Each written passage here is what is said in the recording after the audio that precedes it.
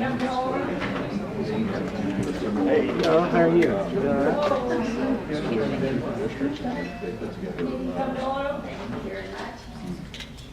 Welcome to September 10th meeting, the second meeting of September.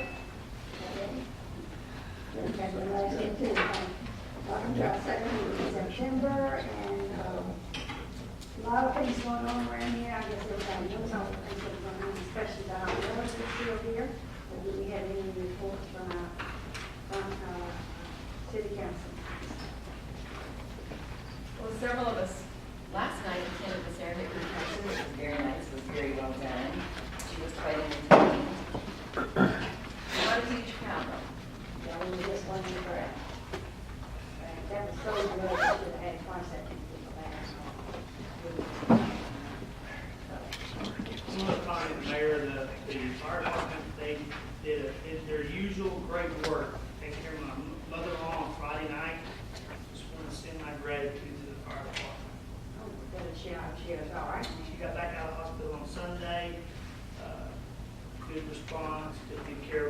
It's not a shock to me. I know they're good, but just maybe part of our good city Euless staff. Yeah. Well, we had a County Regional Transportation Committee meeting last Wednesday morning, and we were able to give a plaque to Jeff Bacon for all the work he has done in Northeastern County, what he's done for economic development for all of County counties, as a matter of fact. And we also gave one to Maryville, Chavez, who is, let us know just what, 1 week in advance that she was going to retire. She decided on Wednesday and retired on a Friday. So she was said, I've already enjoyed it. I've been on vacation for 3 days, and I've got 3 closets, and I'm wearing my flip-flops. So she sounds like she's ready for it, but they both were most appreciative, and they've both been good friends with the city of Euless, so it's kind of hard to say goodbye to them, but they're going to have good time. Do we have any other announcements? How about from our city secretary? What about our city manager? Several things, Mayor. The fire and police departments will host a 9/11 observance tomorrow morning at 9 a.m. over here at the 9/11 Memorial, and it'll be 5 to 10 minutes. 10 minutes. 10 minutes. So very, very brief. Also, you will notice that the flag will be down. The president's ordered the flag down to half staff from sun up to sundown tomorrow in remembrance of 9/11. Also, we are anxiously awaiting the arrival of our new Public Works Director, Al Kramer, who is currently Public Works Director in McKinney, will be beginning his career here next Monday morning, bright and early, and we look forward to that. All of us know Al and like him an awful lot. He retired from the Army, and this is the Public Works Director in 2 or 3 cities across the nation. So very, very well qualified. I look forward to that. But since Ron Young has retired, I guess he's been retired now for 4 or 5 months. That time's kind of gone by. But Chris and JT and CJ 4 years. Chris, J.D. Ackerman and Alan Hartz have just done a really, really good job of carrying us through. That's a big job. And I don't know that any of us fully appreciated what Ron did. What he did, but we probably didn't know everything that he did until he was gone. But they've done a great job of continuing this. Also, something I'm really proud of is our finance director and our administrative services director are now Euless homeowners. And I think they both may be still homeless. They're homeowners, they're not moved yet. This Harwell is going to be living outside this Ford field, and hopefully keep us well informed on this Ford field's activities. I'm just saying, he kicks up there in that neighborhood, and Janina has bought a house by Ray McDonald, one street over there, 2 streets over from Ray I think McDonald. Janina has a bigger job. And Ray,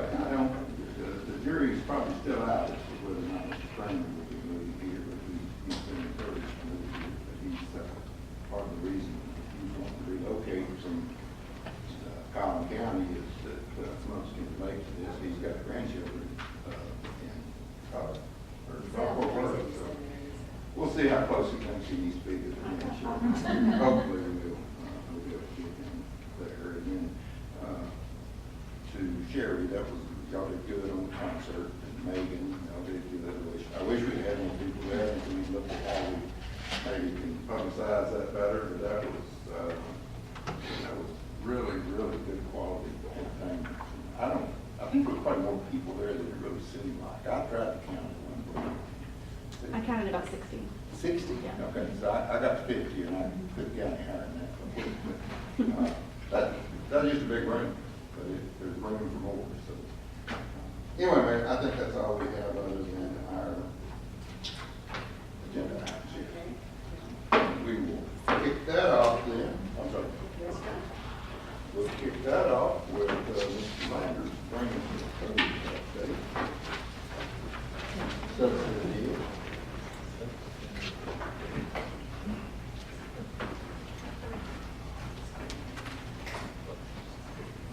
Boy Scouts are always prepared. Failed you once again. Well, good evening. It kind of threw me off at the time change. I didn't know anything about that. This business right here, I just want to bring it up to show you that I talked about the different departments within the city working together. This is one success story between the fire department, the police department, our patrol guys, building officials, inspectors, and code. One of our patrol sergeants went out on a call of a disturbance at this is at 400 block of North Main, 415 North Main, the little townhome looking things where Canner Medical is over in that area. And went out there on a disturbance and dealt with this individual that is running this business and found out that he didn't necessarily, he was living there and thought it was being a little strange. Sent us code the information. We went out there the next day, brought building official Mr. Don Sheffield out there, and fire department Ken Robinson came out, and we started checking into it. They had no certificate of occupancy to be there. The business that they were running wasn't allowed in that area of town. He was, in fact, living in the back section of the business. It was one whole top floor. And fast forward things a little bit, we told him he had to get out of the business, to contact planning and development to find out where exactly in the city that he could relocate himself for that type of business. And then our patrolmen, we gave them the information back. Then they ended up dealing with him again. Ended up through a sundry of different items, ended up arresting everybody involved in this for some illegal narcotics. So just come full circle. It started with patrol, came all the way through all the different divisions, came right back to patrol, and ended up with some enforcement action. And these people are no longer, this is just some other areas of that had closed all over the place. Plumbing issues, we did talk to the landlord and explain the situation to them and the repairs that they needed to make in the building. And I think we're good there now. It's vacant. But just a little success story of how the different divisions coming together and working towards a common cause got some positive results. It's kind of part of the business that we don't talk about too much sometimes, and maybe we should, because it is, both in this little office complex, and then there's another one up on North Main that we've had trouble from time to time. They run escort services out of here, which are nothing more than prostitution, massage services, and so when the fire department and the police department and code is going around checking for certificates of occupancy or whatnot, a lot of good upstanding business people wonder why they're there. Well, in fact, that's part of the reason that they're there, because these little businesses will proliferate if you let them get a toehold of unsavory characters. That's not all that. Right. I showed you this picture in the past, and the Fritos are gone.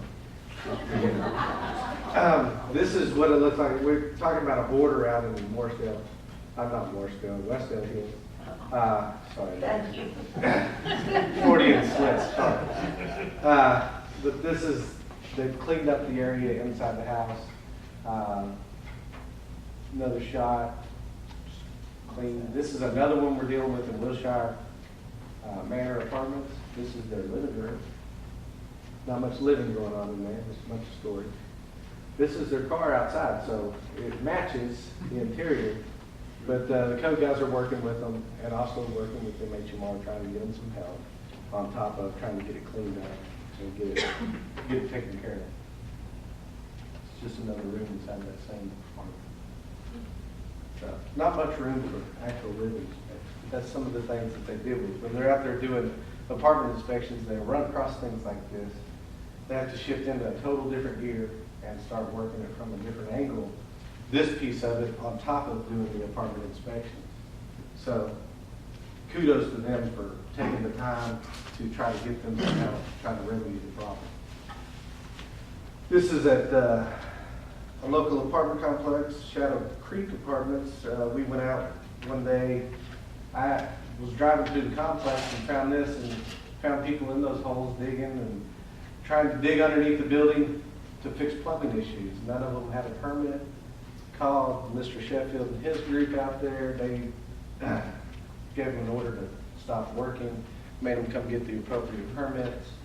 And so that's just one other thing that we run across on a regular basis, not just at that complex, but across the city.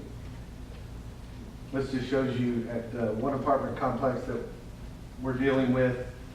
I'll tell you about two. The Terrace, this is the Terrace, and Mission Point. The Terrace is at 306 Park. Mission Point's at 917 Del Paso. Recently, I told you we delivered their third Tier 3 designation. Well, as a result of that, I just wanted to let you know that the ordinance is working very well from the standpoint of we delivered their Tier 3. Then we went back and told them that we delivered them a temporary certificate of occupancy and a temporary multifamily dwelling license for a period of 6 months because it was their third and final Tier 3 designation.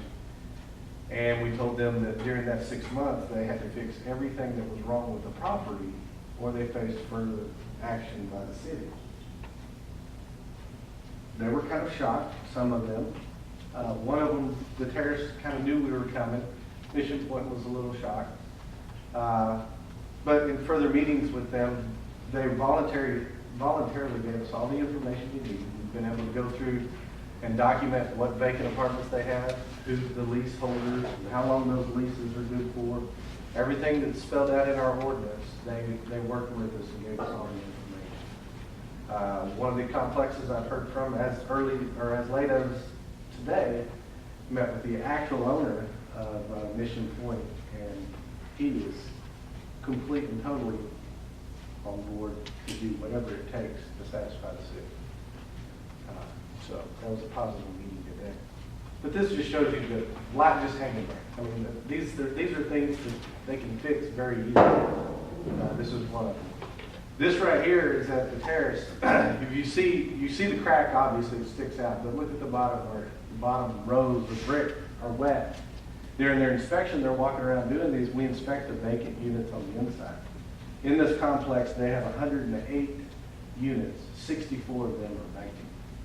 So they only have 44 occupied units throughout the whole complex.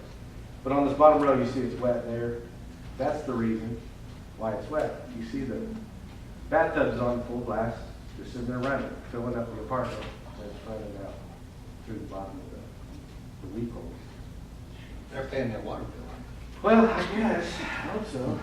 That's probably, I don't know how long it was running, but it just goes to show you why they're out there doing inspection. They see something like that, they react to it and try to. It's reclaimed water. The point of these slides is really to tell you, we've been reporting to you that we're reaching a point of kind of critical mass where we just, in the last few weeks, have hit that point with Mission Point, Concord Terrace. And this is a good example of what we will be finding, because the more apartments that are vacant, the more you get people going in there and turning it. It's a self-fulfilling prophecy. That water left unattended creates more mold, more damage, and so it's Mission Point particularly after what Gary had said earlier today, I'm hopeful that that's going to become a poster child of how the program can work to rehab, because that owner is committed, or city's committed to rehab. These may wind up being poster children for what ultimately has to happen to those that get too far gone. Because this is part of that group that has to go away, absent conditions, they have to go away in 2017 and 2022. Mission, Concord Terrace comes now. So that's what most of the slides are here now, just to kind of demonstrate that critical mass we're reaching. Tell you about some of the other complexes. Are those apartments not very secure and people can go in? Well, we go to them and we tell them they screw the door shut and do different things, but if somebody wants in, they're gonna get in. Short of boarding them up, where you can tell that the boards are gone, this is very, very common. It's difficult. But most of those, he'll show you the worst of the rot, but you know, door frames are broken in many cases. They're just hard, as you said, they'll screw them shut, but it doesn't take much to get.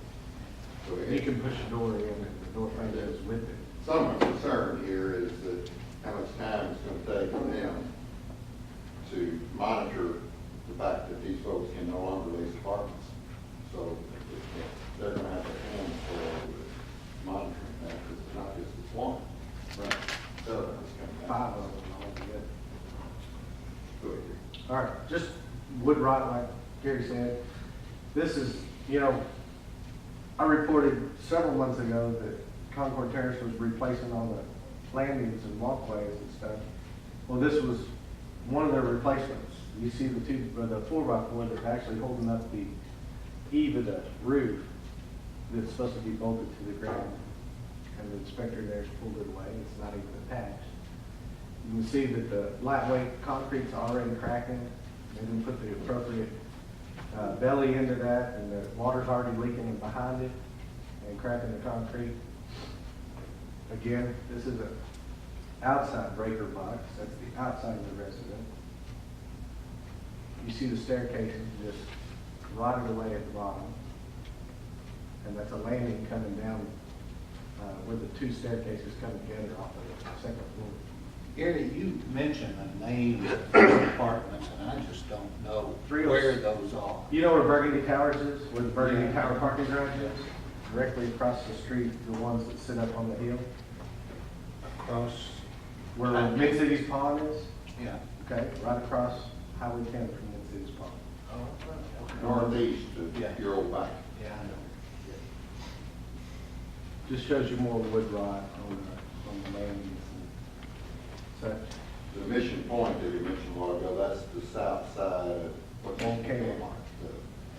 the church. This is to show you just underneath, while they replaced a lot of this not too long ago, you can see that because of the substandard work they did on the lightweight, it's already starting to rot out again. This is one of the interiors. You can see the mold in the ceilings. It's not the hole up there at the top. This is one of the vacancies. Just generally not taking care of anything. If it comes vacant, they just pull the door shut and let it go.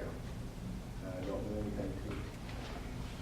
Do they expect to rent it again? Sometimes. Yes, ma'am. There again. Just shows you decay and how they're not taking care of it. You got mold coming through the ceiling there. Look at that air conditioner unit in the back. That should. Is there any concern about how much mold exposure our inspectors are incurring? Well, all of our inspectors have this, what are they, NFPA? Oh, okay, they're wearing those masks. around. Okay. They carry those masks with them. Yeah. This is one of the air vents. One of the inspectors went into one of these and got, even with the mask on, got sick. And had to come out of this, just physically sick. This is one of their boiler rooms. You got leaks all over the place. It's just leaking into the, where all the electrical conduit's going across the ground. It's just it's a hazard waiting to happen. You see all the electrical lines going up the wall, no sheetrock, nothing. And I think that's an interior to an apartment on the other side of that. You should repair There's Turn the water on. Yeah. Well, there's no water there. Either it's dried up or no one's flushed the toilet in a while.